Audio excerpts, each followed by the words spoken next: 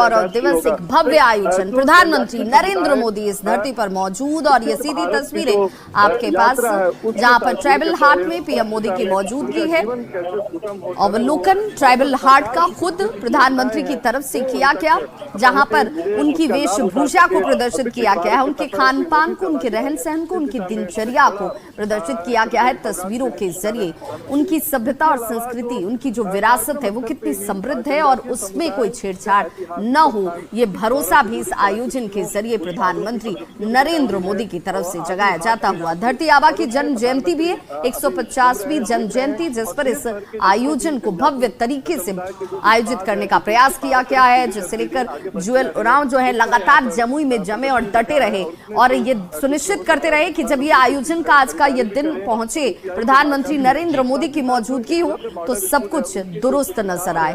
इस वक्त खैरा से देश भर को एक बड़ी सौगात जो है वो प्रधानमंत्री नरेंद्र मोदी की तरफ से दिया जाने वाला है, जिसमें 6,600 करोड़ की योजनाओं का शिलान्यास और उद्घाटन भी शामिल है। ट्राइबल हाट के जरिए उनके जीवन शैली को दिखाने और प्रदर्शित करने का प्रयास किया जा रहा है। योजनाओं के शिलान्यास और उद्घाटन से एक भरोसा, एक विश्वास जगाने का प्रयास हो रहा है कि भाई आपका अस्तित्व बहुत जरूरी है, आप जिस रूप में रहे हैं आपके मूल अस्तित्व को वैसे ही बरकरार रखा जाएगा, सरकार आपके साथ खड़ी है। ट्राइबल हाट में तकरीबन 30 मिनट का वक्त बताया जा रहा है जब प्रधानमंत्री नरेंद्र मोदी जो हैं वो अवलोकन करते नजर आए, देखते नजर आए और जनजातीय गौरव दिवस को अद्भुत बनाने के लिए, उसे और बड़ा और विस्तार देने के लिए ये प्रयास जो है वो किया जा रहा है।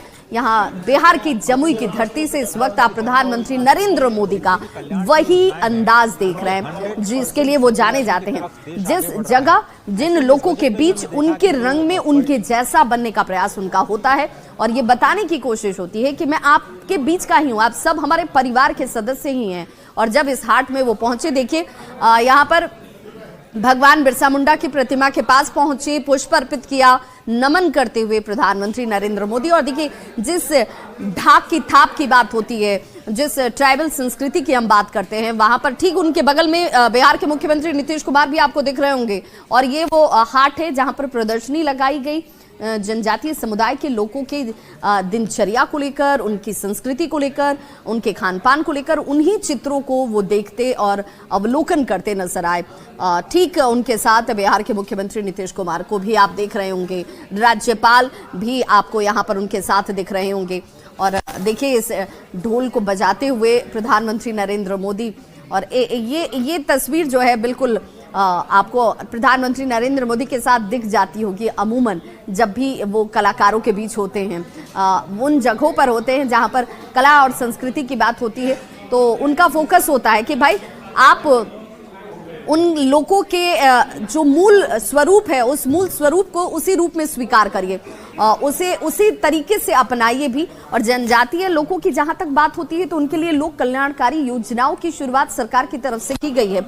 अब उसमें एक और नया आयाम, एक और विस्तार देने का प्रयास किया जा रहा है। कई योजनाओं की सौगात इसी कड़ी में यहां से दी जाएगी। 6,600 करोड़ की योजनाओं की बात कही जा रही है, जिसमें इन योजनाओं का शुभारंभ भी होगा, शिलान्यास भी होगा, उद्घाटन भी होगा। और इसीलिए यह आयोजन अपने आप में खास हो जाता है। ये बिहार की धरती पर भले इसका आयोजन हो रहा हो, लेकिन एक मैसेज जो है वो तमाम जनजातीय समुदाय के लोगों के लिए, इससे जुड़े हुए लोगों के लिए, इनके लिए काम करने वाले लोगों के लिए और पूरे देश के लिए यहां से जाता हुआ आपको नजर आएगा। धरती आबा की जयंती पर यह आयोजन अद्भुत है और इसीलिए यहां पर इसका आयोजन जो है बड़े तरीके से किया गया है, जहां पर प्रधानमंत्री नरेंद्र मोदी पहुंच चुके हैं। संबोधन भी होगा, थोड़ा इंतजार। अबुआ दिशोम अबुआ राज का नारा जो है वो दिया गया था और उसी गौरवशाली इतिहास को याद करने का एक मौका जो है वो भी इस जनजातीय गौरव दिवस के तौर पर देखा जा रहा है। यह आयोजन धरती आबा की जन्म जयंती पर इस वजह से भी किया गया ताकि आप इस बात को इससे बेहतर तरीके से और नहीं समझ सकते हैं। 15 नवंबर को धरती आबा का जन्म हुआ था और इसीलिए ये 15 नवंबर की तारीख जो है वो ऐतिहासिक हो जाती है, बड़ी हो जाती है। साथियों, जिनको किसी ने नहीं पूछा, मोदी उनको पूजता है। पहले की सरकारों के रवैये के कारण आदिवासी समाज दशकों तक मूल सुविधाओं से वंचित ही रहा। देश के दर्जनों आदिवासी बाहुल्य जिले विकास की गति में बहुत पिछड़ गए थे। अगर किसी अफसर को सजा देनी हो, उसको पनिशमेंट देना हो, तो पनिशमेंट पोस्टिंग भी ऐसे जिलों में की जाती थी। एनडीए सरकार ने पुरानी सरकारों की सोच को बदल दिया। हमने इन जिलों को आकांक्षी जिले घोषित किया और वहां नए और ऊर्जावान अफसरों को भेजा। मुझे संतोष है, आज कितने ही आकांक्षी जिले विकास के कई पैरामीटर्स पर दूसरे जिलों से भी आगे निकल गए हैं। इसका बहुत बड़ा लाभ मेरे आदिवासी भाई बहनों को हुआ है। साथियों, आदिवासी कल्याण हमेशा से एनडीए सरकार की प्राथमिकता रहा है।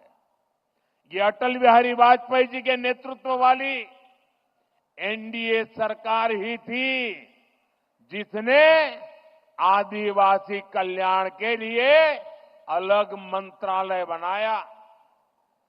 10 साल पहले आदिवासी क्षेत्रों, आदिवासी परिवारों के विकास के लिए बजट 25,000 करोड़ रुपए से भी कम था। 10 साल पहले का हाल देखिए, 25,000 करोड़ से भी कम। हमारी सरकार ने इसको 5 गुना बढ़ाकर 1.25 लाख करोड़ रुपए पहुंचाया है।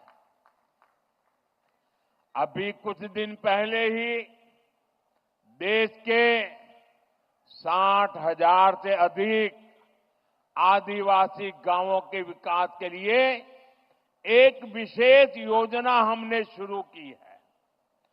धरती आबा जनजातीय ग्राम उत्कर्ष अभियान। इसके तहत करीब 80,000 करोड़ रुपए आदिवासी गांवों में लगाए जाएंगे। इसका मकसद आदिवासी समाज तक जरूरी सुविधाएं पहुंचाने के साथ साथ युवाओं के लिए ट्रेनिंग और रोजगार के अवसर बनाने का भी है। इस योजना के तहत जगह जगह ट्राइबल मार्केटिंग सेंटर बनेंगे। लोगों को होम स्टे बनाने के लिए मदद दी जाएगी, प्रशिक्षण दिया जाएगा। इससे आदिवासी क्षेत्रों में पर्यटन को बल मिलेगा और आज जो इको टूरिज्म की एक परिकल्पना बनी है, वो हमारे जंगलों में और आदिवासी परिवारों के बीच में संभव होगा और तब पलायन बंद हो जाएगा।